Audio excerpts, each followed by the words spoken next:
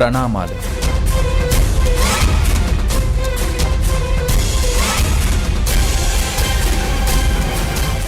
నీకు దాని గురించి ఆలోచించాల్సిన పని లేదు కర్ణ. రాకుమారులందరికీ కూడా అదే స్థాయి న్యాయం ఉంటుంది.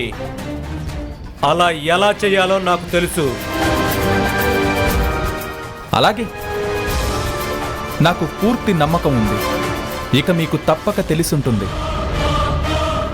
కానీ వాళ్ళ తల్లి ఆదేశం, ఇకపై నేను వాళ్లతో ఉండాలని. రాకుమారుల న్యాయంలో ఒకవేళ ఈ సూతుడు అడ్డంకి కాకూడదు.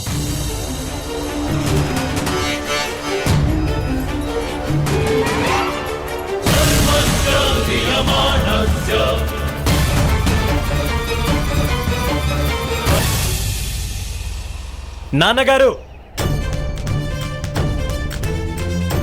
ఆ పాండుపుత్రుడు హస్తినాపురంలో ఉండడానికి వీల్లేదు. వాళ్ళని ఇప్పటికిప్పుడే బహిష్కరించాల్సిందే. దుర్యోధన, వాళ్ళు మీ సోదరుడు పుత్ర. పైగా తాతగారు ఆదేశించారు, మనం పాండుపుత్రుల్ని ప్రేమించాల్సిందే అని. కానీ నాన్నగారు. మహారాజా, ప్రేమ ఆదేశాల వల్ల పుట్టదు, పరిచయంతోనే ప్రేమ పుడుతుంది మహారాజా. అసలు నా మేనల్లుడికి పాండవులతో అస్సలు పరిచయం లేదు కదా, మరి వాళ్ళని ఎలా ప్రేమిస్తాడు మహారాజా?